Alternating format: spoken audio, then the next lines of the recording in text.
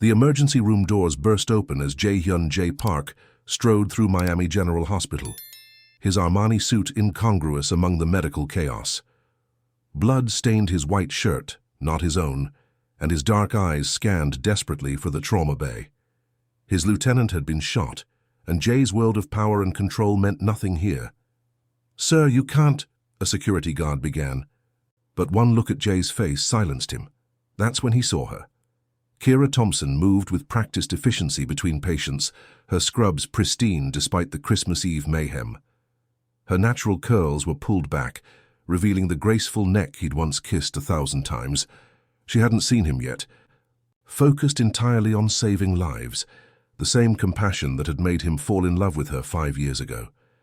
And then Jay's world tilted. 3 small faces peered around the nurse's station, identical boys with his own dark eyes and sharp jawline, unmistakably Korean features blended beautifully with their mother's heritage. They couldn't be more than 4 years old. His legs nearly gave out. The math was simple, devastating. She'd been pregnant when she left him, when she disappeared without a word, taking his heart and apparently his children with her. "Mommy," one of the boys called out, and Kira's head snapped up. Her eyes met Jay's across the crowded ER, and the color drained from her face. For the first time in 5 years, the most powerful man in Miami felt completely, utterly powerless. "Welcome to Korean Mafia lovers. Hey there, please let us know where you're watching from and subscribe to the channel. Your support is essential for us to continue bringing you these emotional stories." The fluorescent lights of Miami General Hospital cast harsh shadows across the emergency room as Kira Thompson checked her watch. 11:47 p.m. on Christmas Eve. 3 more hours until her shift ended, 3 more hours until she could go home to her boys. The thought of Ethan, Mason, and Lucas waiting for her with their grandmother brought a tired smile to her lips.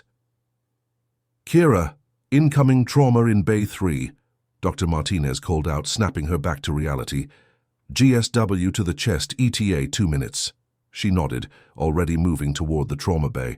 5 years as a night shift nurse had taught her to compartmentalize. Work was work, home was home, and never the two should meet. It was the only way she could survive working in one of Miami's busiest hospitals while raising 3 4-year-old boys alone. The ambulance sirens grew louder, and Kira prepped the bay with mechanical precision. IV lines, monitors, crash cart, everything ready for whatever came through those doors. She'd seen it all.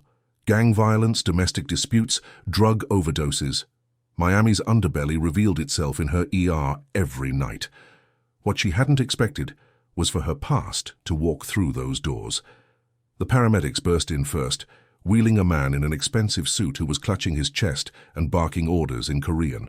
Behind them, moving with the lethal grace she remembered all too well, came Jae-hyun Park. Kira's hands froze on the IV bag.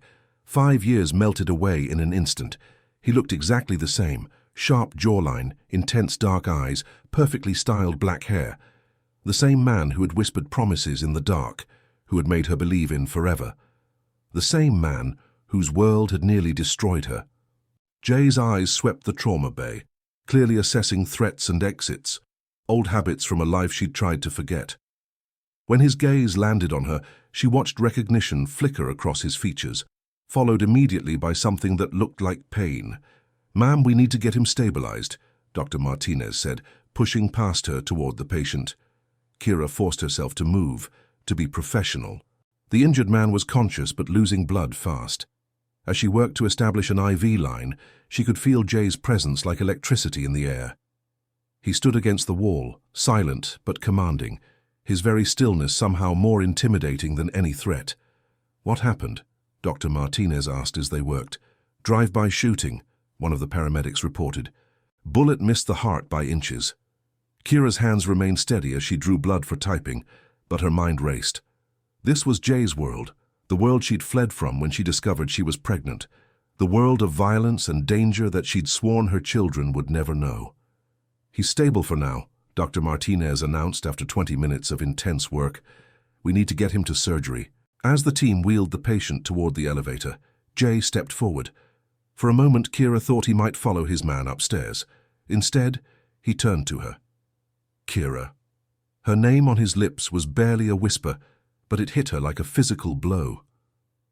"I'm working," she said, not trusting herself to look at him directly. She began cleaning up the trauma bay, needing something to do with her hands. "I know, I can see that." His voice was different somehow, rougher, more careful. You look good." She finally met his eyes, and the intensity there nearly undid her. "What are you doing here, Jay?" "My lieutenant was shot. I had to—" He stopped, running a hand through his hair in a gesture she remembered. "I never expected to see you here." "Miami's a big city," she said, disposing of used supplies with perhaps more force than necessary. But not big enough, apparently. The silence stretched between them, heavy with 5 years of unspoken words. Kira could hear the familiar sounds of the ER around them. Monitors beeping, conversations in Spanish and English, the constant hum of activity that had become her world. "Kira, I need to ask you—" "Mommy!" The voice cut through the tension like a knife. Kira's blood turned to ice as she saw 3 small figures running toward the nurse's station. Her mother-in-law, Mrs. Chen, hurried behind them, looking apologetic. "I'm so sorry," Mrs. Chen called out in accented English. "They woke up asking for you. And when I told them we were bringing your dinner, they insisted on coming inside." Ethan reached her first, his dark eyes bright with excitement. "Mommy, we made you cookies. Well, Grandma Chen helped, but we did the decorating." Mason and Lucas flanked their brother, identical faces beaming up at her. All 3 boys had inherited their father's sharp features and dark eyes, though their skin was a beautiful blend of both parents' heritage. Their black hair stuck up at odd angles despite Mrs. Chen's obvious attempts to tame it. Kira's heart hammered as she knelt to their level, acutely aware of Jay's presence behind her. "Boys, you know you're not supposed to be in the hospital. It's not safe." "But it's Christmas Eve," Lucas protested. "And you've been working forever." "We wanted to make sure you ate," Mason added, holding up a container of homemade cookies. Kira pulled them close, breathing in their familiar scent of baby shampoo and the slight sweetness that seemed to cling to all children. Over their heads, she could see Jay's reflection in the glass partition. He stood frozen, his face a mask of shock and something that looked like devastation. The math was simple enough. The boys were 4 years old. She'd left Jay 5 years ago. Any fool could figure it out. "Mommy, who's that man?" Ethan asked, following her gaze. "He looks sad." Kira's throat closed. She couldn't speak, couldn't breathe. 5 years of carefully constructed walls were crumbling around her. Jay stepped forward slowly, as if approaching wild animals. When he spoke, his voice was hoarse. They're mine, aren't they?" Mrs. Chen gasped, finally understanding the situation. The boys looked between the adults, sensing the tension, but not understanding it. "Kira," Jay said again, and this time her name sounded broken. "They're my sons." It wasn't a question. The resemblance was too strong, too obvious. 3 little versions of Jae-hyun Park stared up at their mother, waiting for an explanation that would change everything. "Boys," Kira managed, her voice barely steady, "go with Grandma Chen to the cafeteria. I'll be there in a few minutes."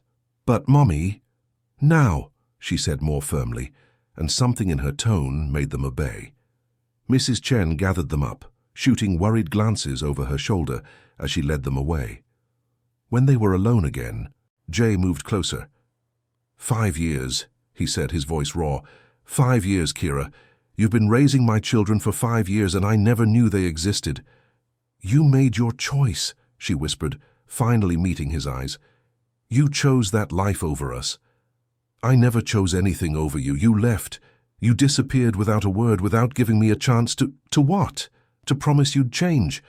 To swear you'd leave the family business? Her voice rose slightly, then dropped back to a whisper. We both know how that would have ended. Jay's jaw clenched, and she could see him fighting for control. You should have told me.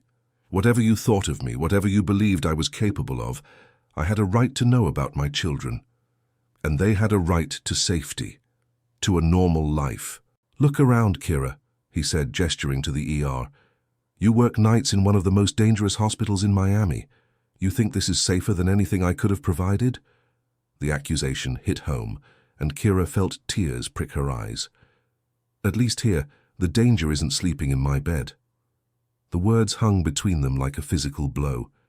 Jay's face went white, and for a moment, she saw past the powerful facade to the man she'd once loved, the one who'd held her during thunderstorms and made her laugh until her sides ached. "I need to get back to work," she said, turning away. "This isn't over," Jay called after her. "They're my sons, Kira. I won't walk away from them." She paused at the trauma bay entrance, not looking back. "And I won't let you destroy their lives the way you destroyed ours." As she walked away, Kira could feel his eyes on her back. In the distance, she could hear her boys' laughter echoing from the cafeteria, blissfully unaware that their world was about to change forever. The next morning, Christmas Day, Kira stood in her small kitchen, making pancakes for 3 hungry boys who were bouncing off the walls with excitement. The modest apartment in Little Havana was a far cry from the luxury she'd once known, but it was theirs, safe, warm, and filled with love. "Mommy, can we open presents now?" Mason asked for the 10th time, tugging on her scrubs. She'd gotten home at 3 a.m. and had barely slept, but Christmas waited for no one. "After breakfast," she said, flipping pancakes with practiced ease. "You know the rules." Ethan and Lucas joined their brother in a chorus of groans, but they dutifully climbed onto their chairs at the small dining table. Kira had saved for months to buy them each a small gift, nothing extravagant, but enough to make Christmas special. The knock at her door came just as she was serving the pancakes. Kira froze, spatula in hand. She wasn't expecting anyone, and Mrs. Chen was visiting her own family today. Through the peephole, she saw a delivery man holding an enormous arrangement of presents wrapped in gold and silver. "Delivery for Thompson residence," the man said when she cracked the door open. "I didn't order anything." "Says here it's from." He checked his clipboard. "J. Park. Merry Christmas, ma'am." Kira's heart sank as the man wheeled in box after box. Expensive electronics, designer clothes in perfect sizes, toys that cost more than she made in a month. The boy's eyes grew wide as saucers. "Mommy, who sent all this?" Lucas asked, reaching for a box that was clearly a gaming system. Before she could answer, another knock came. This time she knew who it would be. Jay stood in her doorway, holding a small wrapped box, looking oddly nervous. He'd traded his expensive suit for dark jeans and a simple black sweater, but he still looked completely out of place in her modest hallway. "Can I come in?" he asked quietly.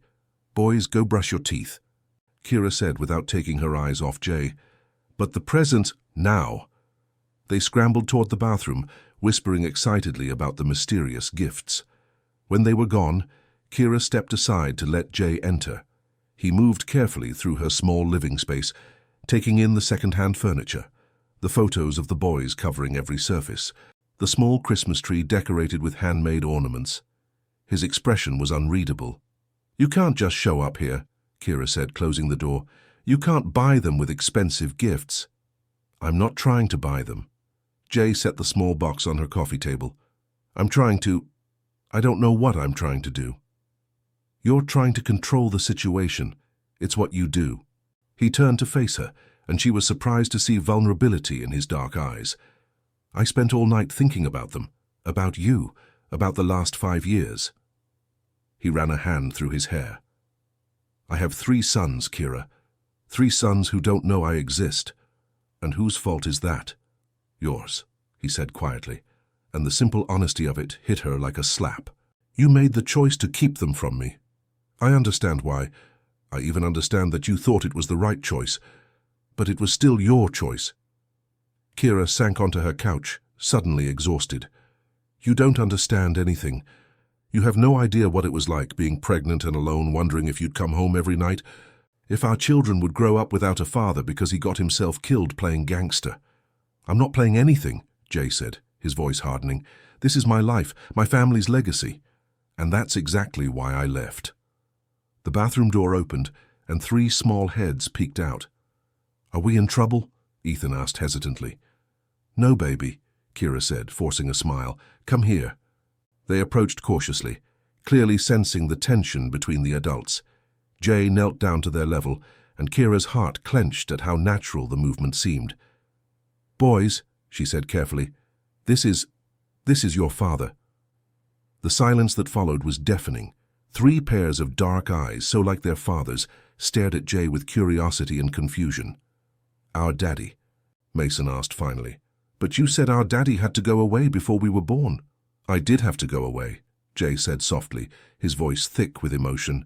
"But I'm here now if you want me to be." Lucas, always the boldest, stepped closer. "Why did you go away?" Jay looked at Kira helplessly. "How did you explain organized crime to a 4-year-old? "Sometimes grown-ups make mistakes," Kira said carefully, "and sometimes they have to figure out how to fix them." "Are you going to stay now?" Ethan asked, and the hope in his voice nearly broke Kira's heart. "I'd like to," Jay said, glancing at Kira, "if your mother says it's okay." 3 pairs of eyes turned to her expectantly. Kira felt trapped between her protective instincts and the undeniable longing she saw in her sons' faces. They'd always asked about their father, and she'd always deflected with vague answers. We'll see," she said finally. Jay's phone buzzed, and his expression immediately shifted. Kira recognized that look. Business was calling. "I have to take this," he said, stepping toward the window. His voice dropped to rapid Korean as he answered. The boys watched him with fascination. "Mommy, what language is that?" Mason whispered. "Korean," she said. "Your father is Korean." "Are we Korean too?" Lucas asked. "You're half Korean," you see, Kira explained, "and half black, like Mommy." Jay finished his call and turned back to them, but Kira could see the tension in his shoulders. Whatever the call had been about, it wasn't good. "I have to go," he said reluctantly, "but I'd like to see you again, all of you." "Can we open the presents first?" Ethan asked hopefully. Jay smiled, the first genuine smile Kira had seen from him, and her heart did a traitorous flutter. "Of course." The next hour was chaos as the boys tore through wrapping paper, exclaiming over each expensive gift. Jay watched them with an expression of wonder and pain, as if he couldn't quite believe they were real. When his phone buzzed again, Kira saw him check it and frown. "Go," she said quietly. "Handle whatever crisis needs handling." "Kira." "Just go, Jay. This is exactly what I was afraid of. You can't just turn off being who you are." He looked like he wanted to argue, but another urgent buzz from his phone decided for him. "I'll call you," he said. "No," Kira said firmly. "If you want to be part of their lives, it has to be on my terms. Safe places, normal activities, no business, no danger." Jay's jaw tightened, but he nodded. "Whatever you want." After he left, the boys peppered her with questions she couldn't answer. Yes, that was their father. No, she didn't know when they'd see him again. Yes, he seemed nice. But as she watched them play with toys that cost more than her monthly salary, Kira couldn't shake the feeling that she'd just opened a door she might not be able to close again. That evening, as she tucked them into bed, Lucas asked sleepily, "Mommy, is Daddy going to live with us now?" "I don't know, baby," she said honestly. "Would you like that?" "Yeah," he said without hesitation. "He has the same eyes as us." As Kira turned off the lights, she wondered if shared genetics would be enough to bridge 5 years of absence and a lifetime of different worlds. 3 days after Christmas, Kira was restocking supplies in the ER when Dr. Martinez approached her with a concerned expression. "Kira, there's someone here to see you. Says it's about your children." Her blood turned cold. She followed him to the family consultation room, where a woman in an expensive suit sat waiting. The woman was Asian, impeccably dressed, with the kind of polished appearance that screamed money and power. "Ms. Thompson," the woman said, standing, "my name is Sarah Kim. I represent certain business interests of Mr. Park." "If Jay sent you—" "Mr. Park doesn't know I'm here," Sarah interrupted smoothly. "May I sit?" Kira remained standing, every instinct screaming danger. "What do you want?" "I want to discuss your children's safety." Sarah opened a leather portfolio. "You see, Mr. Park's activities have made him many enemies. The fact that he now has 3 sons makes those children targets." "Are you threatening my boys?" "Quite the opposite. I'm trying to protect them." Sarah pulled out a series of photographs. "These were taken yesterday." Kira's heart stopped. The photos showed her boys playing in the small park near their apartment, completely unaware of the telephoto lens capturing their every move. Who took these? That's not important. What matters is that if we can find them, so can others. People who would use those children to hurt Mr. Park. Kira sank into a chair, legs suddenly weak. What do you want from me? There are two options, Sarah said calmly. You can accept Mr. Park's protection, move into a secure location, accept bodyguards for the children, allow him to ensure their safety through his resources. Or you disappear again. New identities, new city, new life. We can arrange everything, documents, jobs, housing. Mr. Park would never find you. The room felt like it was spinning. You're asking me to choose between letting Jay back into our lives or running away forever. I'm asking you to choose between your children's safety and your pride. My pride? Kira's voice rose. This isn't about pride. This is about not wanting my sons to grow up in a world where people take pictures of them as threats. Sarah's expression softened slightly. I understand your concerns, but the reality is that they're already in that world, whether you acknowledge it or not. The moment Mr. Park learned of their existence, they became part of his story. Then maybe he should have stayed away. Would you really want that?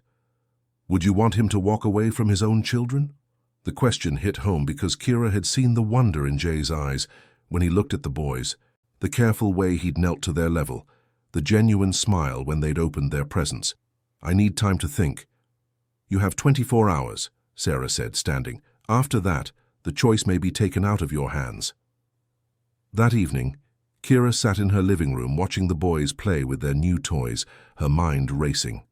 Mrs. Chen had offered to take them for the night, sensing Kira's distress, but she'd declined. She needed them close. The knock at her door came at 9 p.m. after the boys were asleep. Jay stood in the hallway holding takeout bags and looking exhausted. I brought dinner, he said simply. I already ate. No, you didn't. You never eat when you're stressed. He pushed past her into the apartment. We need to talk. About what? About how your lawyer came to see me today. About how my children are apparently in danger just because they exist. Jay went very still. Sarah came to see you. Don't act like you didn't know. I didn't. His voice was deadly quiet. What did she say? Kira told him about the meeting, about the photographs, about the ultimatum. With each word, Jay's expression grew darker. She had no right, he said finally. No right to approach you, to threaten you. So you're saying my boys aren't in danger? Jay was quiet for a long moment. I'm saying that Sarah overstepped, but... He ran a hand through his hair. She's not wrong about the risks. Jesus, Jay. Kira sank onto her couch. What have you done? What kind of life are you living that just knowing you exist puts children at risk? The same life I was living 5 years ago, he said quietly. The same life you left me because of. And you haven't changed at all? I've tried to. The admission seemed to cost him. After you left, I tried to find ways out. Legitimate businesses, legal investments. But some things, some obligations can't be walked away from. Your family, my father's legacy, the people who depend on me. He sat across from her. But I swear to you, Kira, I would never let anything happen to them. To you. How can you promise that? You can't control everything. No, but I can control enough. He leaned forward. Let me protect you, all of you. By what? Moving us into some fortress, surrounding my boys with armed guards? If that's what it takes. That's not a life, Jay. That's a prison. It's better than being dead. The blunt words hung between them.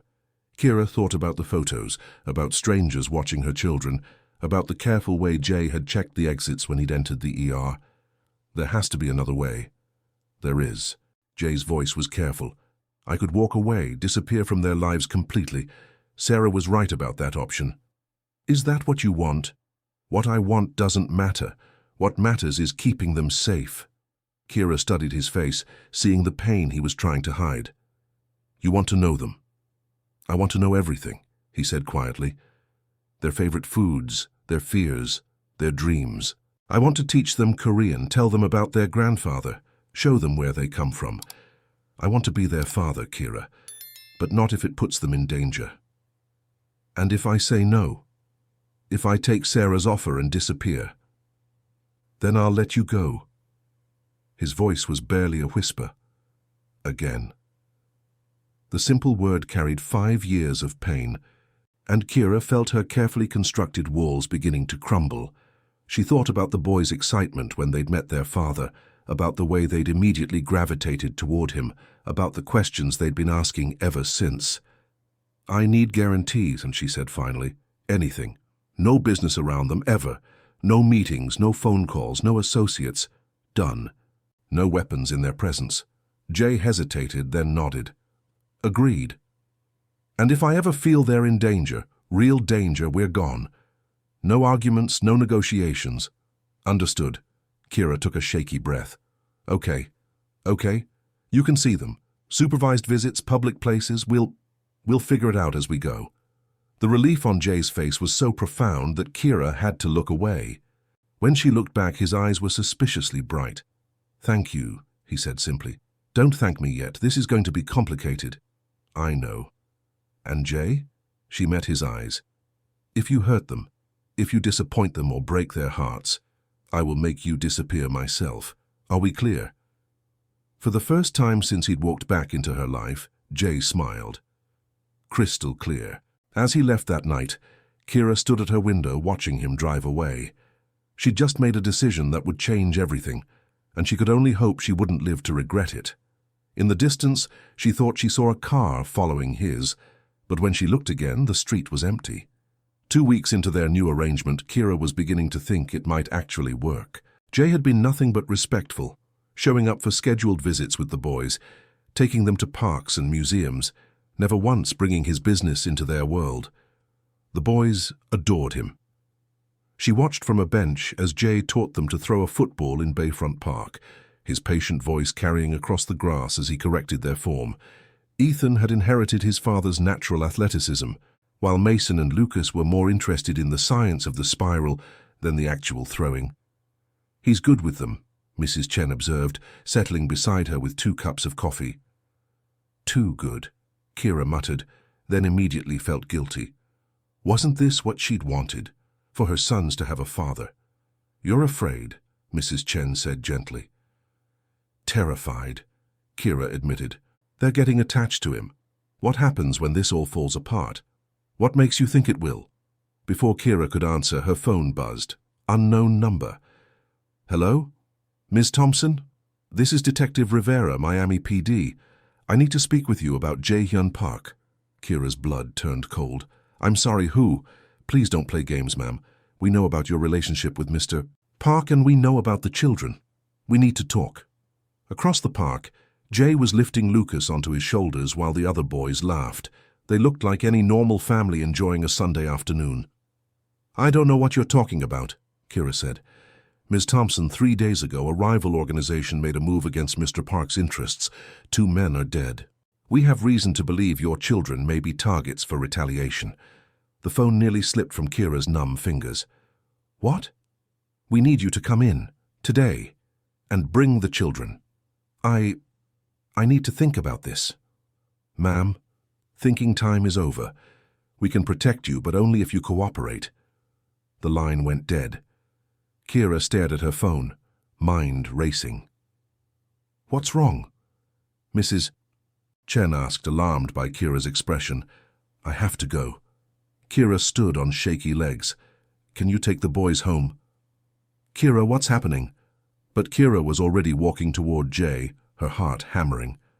When she reached him, she managed a smile for the boys. "Hey guys, Grandma Chen is going to take you for ice cream. Daddy and I need to talk about grown-up stuff." "Boring," Lucas declared. But he hugged her legs before running toward Mrs. Chen. When they were alone, Jay's expression immediately shifted. "What's wrong?" "The police called. They said there was some kind of incident, that the boys might be targets." Jay went very still. "When?" 3 days ago. 2 people are dead, Jay. Dead." "Kira." "You promised me," she said, her voice rising. "You promised they'd be safe. They are safe. I would never—" "How can you say that? The police think they're targets." Jay grabbed her arm gently but firmly. Listen to me. Yes, there was an incident, a business dispute that got out of hand, but I handled it. The threat has been neutralized. People are dead. People who were trying to hurt my family, Jay said quietly. People who made the mistake of thinking they could use my children against me. The words hit Kira like a physical blow. Your children? They're not weapons in your war, Jay. I know that, but my enemies don't. His grip tightened slightly. This is exactly why I wanted you to accept protection, why I wanted to move you somewhere secure. So you knew this was going to happen. I knew it was possible. I've been taking precaution. What kind of precautions? Jay hesitated, and Kira's heart sank. There are people watching you, watching them, making sure they're safe. You've been having us followed? Protected. There's a difference. Not to me. Kira jerked away from him. This is exactly what I was afraid of. This is why I left you in the first place. And look how well that worked out, Jay snapped, his careful control finally cracking. You've been living in a fantasy, Kira, thinking you could keep them safe by pretending I don't exist. But I do exist, and so do my enemies, and your denial doesn't make them any less dangerous. So what are you saying, that this is my fault? I'm saying that running away didn't protect them. It just meant they were unprotected. The truth of his words hit her like a slap. For 5 years she'd told herself she was keeping her boys safe by staying away from Jay's world, but his world had found them anyway. The detective wants me to bring them in, she said quietly. Absolutely not. Jay, no. You don't understand how this works. The police can't protect them. They don't have the resources, the reach, or the commitment. All they'll do is make them bigger targets. And you can protect them? I already am. His voice was deadly serious. The men who threatened them are gone, Kira. They will never threaten anyone again. The implication hung between them. Kira thought about the news reports she'd seen over the years, about bodies found in the bay, about gang wars that erupted and disappeared overnight. You killed them. I protected my family. Those are the same thing to you, aren't they? Jay was quiet for a long moment. Yes, he said finally. They are. Kira felt something break inside her chest. I can't do this. I can't expose them to this. You can't run from it either, not anymore. Watch me. She turned to walk away, but Jay caught her hand. Kira, please, don't take them away from me again. I have to, can't you see that? This is exactly what I was afraid of, the violence, the danger, the impossible choices. I won't let them grow up in this world. Then what world will they grow up in? Jay asked quietly. One where their father is a stranger? Where they have to wonder why he abandoned them? Better than one where they have to wonder if he's coming home alive each night. Jay's face went white. Is that what you used to do? Wonder if I was coming home? Every single night, she whispered. Every phone call, every late meeting, every time you left the house. I lived in constant fear, Jay. I can't do that again, and I won't put them through it. I would die before I let anything happen to them. That's exactly what I'm afraid of. The words hung between them like a death sentence. In the distance, Kira could see Mrs. Chen loading the boys into her car, their laughter carrying across the park. I'm taking them away, she said finally, tonight. Kira, don't follow us, don't look for us, let us disappear. I can't do that. You have to. She met his eyes, seeing her own pain reflected there. If you love them, if you love me, you'll let us go. I do love you, he said quietly. I never stopped loving you. The admission nearly broke her resolve. Then prove it. Let us have a normal life. Jay stared at her for a long moment, and she could see the war playing out behind his eyes. Finally, he nodded. Okay, he said quietly. Okay. As Kira walked away, she didn't look back. She couldn't bear to see the devastation on his face, couldn't risk changing her mind. But as she reached Mrs. Chen's car, she heard him call out one last time, I'm sorry, Kira, for all of it. I'm so damn sorry. She didn't turn around, but tears streamed down her face as she got into the car. The boys chattered excitedly about their day with their father, completely unaware that it might be their last. That night, as she packed their few belongings, Kira tried not to think about the look in Jay's eyes when she'd walked away. She tried not to remember the way he'd smiled when the boys had laughed, or how natural he'd looked with Lucas on his shoulders. She was doing the right thing. She had to be. But as she tucked her sleeping sons into bed for what might be their last night in Miami, she couldn't shake the feeling that she was making the biggest mistake of her life. At 3 a.m., Kira was loading the last of their belongings into her car when she heard the footsteps behind her. Going somewhere. She spun around to find 3 men emerging from the shadows of her apartment complex. They were young, Hispanic, with the kind of casual menace that made her blood run cold. "I don't want any trouble," she said, moving closer to her car door. "Too bad," the leader said with a cold smile. "See, we heard Jay Park's got some kids now. Kids he cares about real much." Kira's heart hammered against her ribs. "I don't know what you're talking about." "Sure you don't. Where are they?" "Asleep," she lied, grateful she'd sent them to Mrs. Chen's for the night. "Wake them up. We're going for a ride." "No." The word came out stronger than she felt. The man pulled out a gun, keeping it low but visible. That wasn't a request. Kira's mind raced. Her phone was in her purse in the car. The boys were safe at Mrs. Chen's, but these men didn't know that. If she could just... "Kira!" Jay's voice cut through the night like a blade. He emerged from behind another car, moving with deadly purpose. Behind him came 2 other men, both armed. "Let her go," Jay said quietly. "This is between us." "Actually, it's between you and our boss," the leader replied. "But since you killed his brother, we figured we'd return the favor. Your boss's brother tried to hurt my family. He got what he deserved. And now you're going to get what you deserve." Everything happened at once. The gunman swung his weapon toward Jay. Kira screamed, and suddenly the parking lot erupted in chaos. Jay dove behind a car as his men returned fire. Kira dropped to the ground, covering her head as bullets shattered windows and ricocheted off concrete. When the shooting stopped, 2 of the attackers were down. The leader was wounded but still moving, dragging himself toward his dropped gun. Jay appeared beside Kira, checking her for injuries. "Are you hurt?" "No, How did you know?" "I've been watching. I told you I'd protect you." He helped her to her feet, then walked toward the wounded gunman. "Please," the man gasped. "I was just following orders." "So am I," Jay said quietly, and pulled the trigger. Kira flinched at the sound, bile rising in her throat.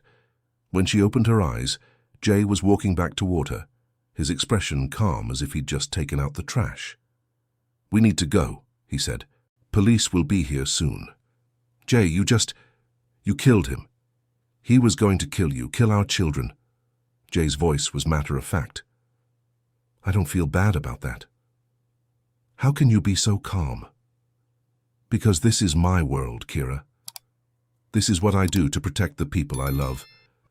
Sirens wailed in the distance, growing closer. Jay's men were already cleaning up, moving with practiced efficiency. "Where are the boys?" Jay asked. "Mrs. Chen's, they're safe." "Good, get in the car." "What?" "Get in the car. We're leaving." "I'm not going anywhere with you." Jay turned to face her fully, and she saw something in his eyes that made her step back. "3 men just tried to kidnap you to get to me. Do you really think this is over? Do you think their boss is just going to give up? You said you handled the threat. I handled one threat. There are always more." He gestured to the carnage around them. "This is what happens when people think they can hurt my family. This is the world you're trying to run from, but it will follow you wherever you go." "So what are you saying?" "I'm saying you have 2 choices. You can keep running, keep looking over your shoulder, keep wondering when the next threat will find you, or you can let me protect you properly. By becoming prisoners in your world. By becoming my family, officially." The words hit her like a physical blow. "What?" "Marry me, Kira. Are you insane?" "I'm practical. As my wife, you and the boys would be under the full protection of my organization. No one would dare touch you. That's not a reason to get married. It's not the only reason." Jay stepped closer, his voice dropping. "I love you. I've loved you for 5 years, even when I hated you for leaving. I love those boys like they're pieces of my own soul, and whether you admit it or not, you still love me too. Love isn't enough." "No, but it's a start." The sirens were getting closer. "Decide, Kira, right now. Come with me, marry me. Let me protect you properly. Or keep running and hope you're faster than the next group of men who want to hurt you." Kira looked around the parking lot. at the blood and broken glass, at the evidence of the violence that would always follow Jay wherever he went. Then she thought about her boys, sleeping peacefully at Mrs. Chen's, completely unaware that their world had just exploded again. "If I say yes," she said quietly, "if I agree to this insanity, I want guarantees. Anything. The boys come first, always, before your business, before your family, before everything. Done. No violence around them, ever. I can't promise they'll never know what I do, but I can promise they'll never see it. And if I ever want out, if I ever decide this isn't working, you let us go. No arguments, no threats, no hunting us down." Jay was quiet for a long moment. "I can't promise that," he said finally. "I can't promise I'd be strong enough to let you go again." The honest answer was somehow more reassuring than any lie would have been.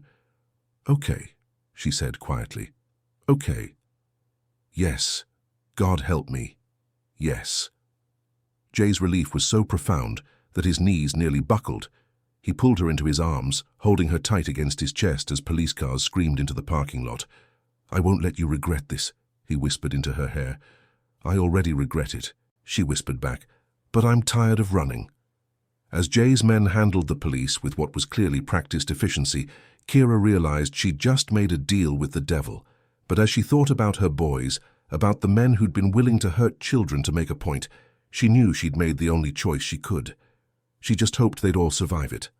Later, as they drove through the pre-dawn streets of Miami toward Mrs. Chen's house, Jay reached over and took her hand.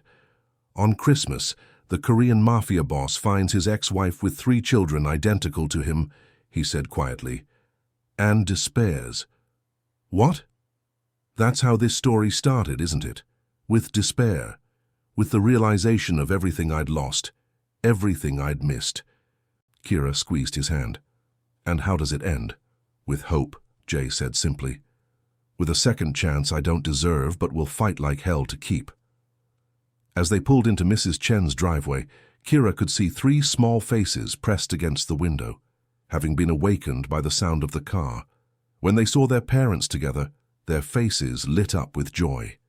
"Daddy!" Lucas called out, running toward the car in his pajamas. Jay caught him up in his arms, spinning him around as Mason and Ethan joined them.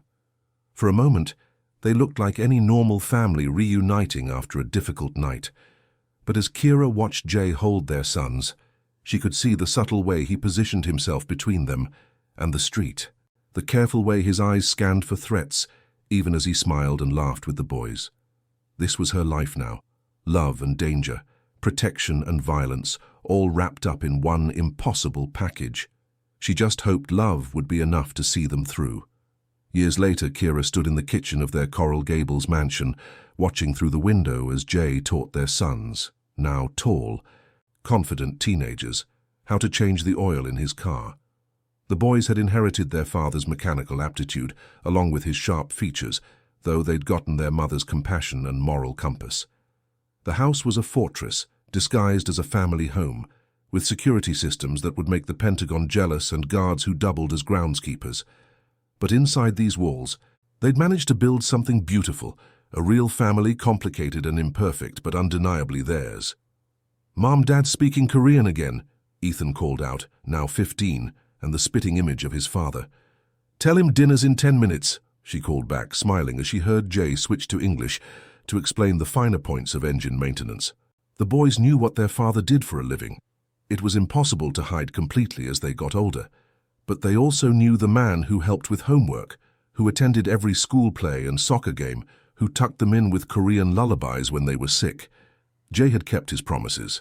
The violence stayed outside their home, and their children had grown up knowing they were loved and protected, even if they didn't always understand the cost of that protection. "Kira." Jay appeared in the doorway, wiping his hands on a towel. At 42, he was still devastatingly handsome, though there were lines around his eyes now, some from laughter, some from the weight of keeping his family safe in an increasingly dangerous world. "The boys are getting good at this," she said, nodding toward the window. "They're getting good at a lot of things." Pride colored his voice. "Ethan's been accepted to MIT, full scholarship. And Mason wants to be a doctor, and Lucas is determined to be a lawyer." Kira shook her head in amazement. Think they'll stay out of the family business? I'm counting on it. Jay wrapped his arms around her from behind, resting his chin on her shoulder. That was always the plan, wasn't it? Give them choices I never had. No regrets? About them? Never. He turned her in his arms. About us? Only that it took so long to get here. We got here eventually. We did. He kissed her softly. The same kiss that had started this whole complicated love story. I love you, Mrs. Park. I love you too, she said, meaning it completely, even when you're covered in motor oil. Especially then, Jay grinned, and for a moment he looked exactly like the young man she'd fallen in love with all those years ago. Outside, their sons laughed at something one of them had said, their voices carrying through the evening air. They were safe, they were loved, and they were theirs. It hadn't been the life Kira had planned, but it was the life they'd built together. One choice, one compromise, one fierce protection at a time. And despite everything, despite the danger and the complexity, and the impossible balancing act of loving a man who lived in the shadows, she wouldn't change a single moment of it. This was their story, messy, complicated, and absolutely perfect in its imperfection,